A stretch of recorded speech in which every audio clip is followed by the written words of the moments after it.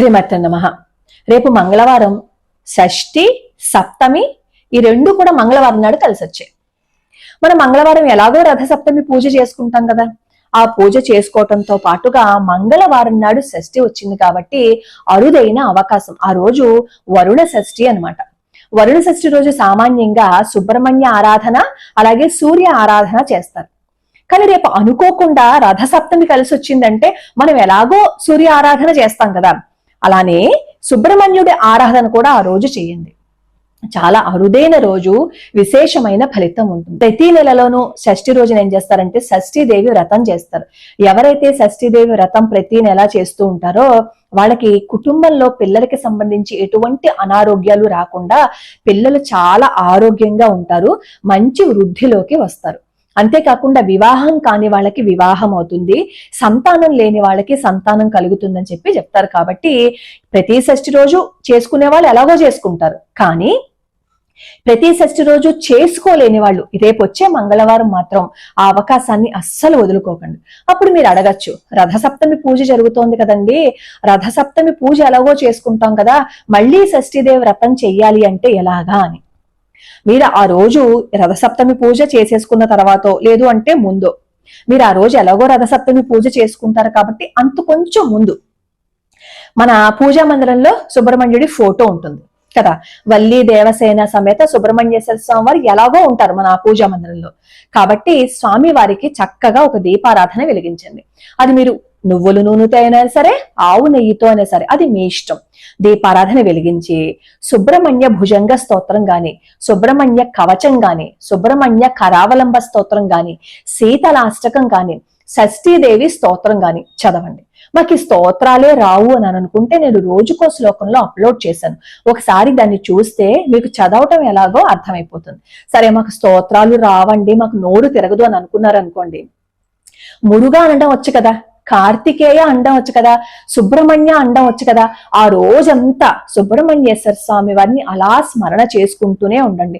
Automatic గా మనం సుబ్రహ్మణ్యేశ్వర స్వామి వారికి దగ్గరగానే ఉంటాం కదా, సుబ్రహ్మణ్య ఆరాధన చేసినట్టే ఉంటుంది కదా.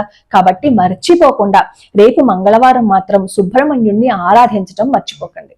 అలా మనం సుబ్రహ్మణ్య ఆరాధన చేశాము అని అనుకోండి, ఎవరికైనా అస్తమాను గర్భస్రావాలు అవుతుంటే గర్భస్రావాలు అవ్వకుండా భగవంతుడి అనుగ్రహం కలుగుతుంది. దాంతో పాటుగా వివాహం కాని వాళ్ళు ఆ రోజు షష్ఠీదేవి వ్రతం గనక చేయించుకుంటే వివాహం జరుగుతుంది. రేపు అరుదైన రోజు కాబట్టి మంగళవారం నాడు మీరు ఎలాగో దేవాలయానికి వెళ్తారు కాబట్టి సుబ్రహ్మణ్యుడి ఆలయానికి కూడా వెళ్ళడం మర్చిపోకండి. వీలుంటే ఇంట్లో మీరు పూజ చేసుకోలేము, మాకు సమయం కుదరదు, మాకు చేసుకోవటం రాదు అని అనుకుంటే కనీసం ఆ రోజు ఆవు పాలు తీసుకువెళ్ళి సుబ్రహ్మణ్యేశ్వర స్వామి వారికి అభిషేకం చేయించుకోండి. మనం ఈ బ్రతుకంతా బతుకుతున్నది ఎవరి కోసం చెప్పండి? మన కుటుంబం బాగుండడం కోసం, మన పిల్లల ఆరోగ్యంగా ఉండడం కోసమే కదా. అందుకని కాస్త సమయాన్ని కేటాయించి మనం ఇలాంటి ప్రయత్నాలు మొదలు పెట్టాము అని అనుకోండి, కుటుంబం ఆరోగ్యంగా ఉండడం మాత్రమే కాకుండా మనకి కూడా ఎంతో డిఫరెన్స్ తెలుస్తుంది. కుటుంబంలో అందరూ ఆరోగ్యంగా ఉంటారు. ఈ సంపాదన అంతా ఎందుకు సంపాదిస్తున్నాం? కడుపు నిండా తినడానికి, కంటి నిండా నిద్రపోవడానికి, కాస్త పిల్లలకి మంచి చదువు సంస్కారాన్ని ఇవ్వడానికే కదా. ఇవన్నీ రావాలి అంటే మనం భగవంతుడి పాదాలు పట్టుకోవాలి. ఎలాగో మీరు నిత్య దీపారాధన చేస్తారు, ఆ నిత్య దీపారాధన చేసుకుంటూ ఆ స్పెషల్ రోజులు ఉంటాయి కదా, ఈ రోజు సుబ్రహ్మణ్యుడి షష్ఠి అని, ఈ రోజు రథసప్తమని, ఈ రోజు దీపావళిని, ఇలా స్పెషల్ రోజులు ఉంటాయి కదా. ఆ స్పెషల్ రోజుల్లో మనం విశేషంగా పూజ చేయలేకపోయినా కనీసం ఆ రోజు స్మరణ చేసుకున్నా చాలు, భగవంతుడి పూజ చేసినట్లే. ఈ శీతలాదేవి స్తోత్రాన్ని చదివినా, షష్ఠీదేవి స్తోత్రాన్ని చదివినా, పిల్లలు ఎవరికైనా సరే బాలారిష్టాలు ఉంటే అవన్నీ పోతాయి అన్నమాట. 5 ఏళ్ల లోపు పిల్లలకి బాలారిష్టాలు ఒక్కొక్కసారి వస్తూ ఉంటాయి. అలాంటి అరిష్టాలు ఏమీ రాకుండా చక్కగా ఆరోగ్యంగా ఉంటారు. అసలు సంతానం కలిగిన 21 రోజులకి షష్ఠీదేవి వ్రతం చేయిస్తారు, పిల్లలకి ఎటువంటి అనారోగ్యాలు ఉండకుండా ఉండడం కోసం. మనకి ఈ బిజీ లైఫ్ లో ఇవన్నీ మనం మర్చిపోయాం కాబట్టి కనీసం సుబ్రహ్మణ్యుడి పేరైనా తలుచుకోవటానికి ప్రయత్నించండి. అలాగే పిల్లలు పడుకునే రూమ్ లో వల్లి దేవసేన సమేత సుబ్రహ్మణ్యేశ్వర స్వామి వారి ఫోటో పెట్టండి.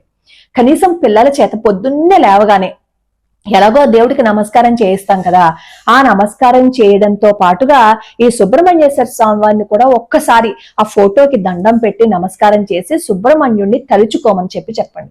వాళ్ళకి ఎటువంటి ఆపద రాదు, సుబ్రహ్మణ్యుడి అనుగ్రహం వాళ్ళకి ఉంటుంది. అలాగే షష్ఠి రోజున మల్లవరం అని ఒక ఆలయం ఉంది, సుబ్రహ్మణ్యుడి ఆలయం.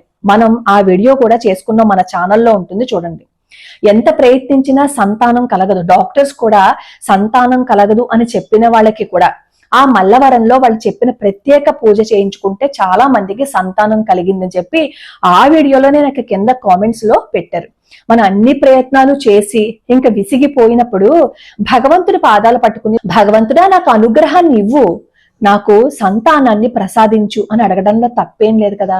ఒకసారి ఎవరైనా ఆ ప్రయత్నం కూడా చేస్తాను అంటే మన ఛానల్లో మల్లవరం సుబ్రహ్మణ్యుడి ఆలయం గురించి ఉంది.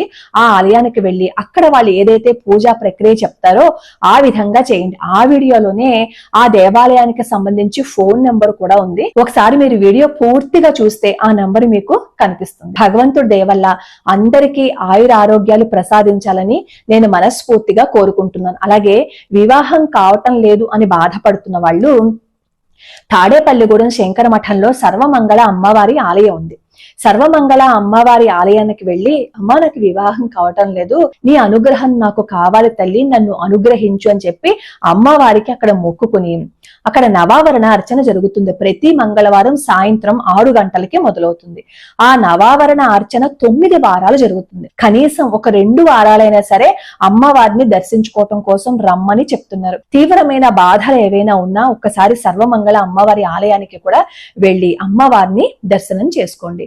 భగవంతుడి దయ వల్ల అందరూ సంతోషంగా ఉన్నారనుకోండి, అంతకు మించి కావాల్సింది ఏముంటుంది చెప్పండి. కాబట్టి ఒక్కసారి ఈ ప్రయత్నాలన్నింటినీ చేసి చూడండి. లోకా సమస్త సుఖినో భవంతు, సర్వే జనా సుఖినో భవంతు.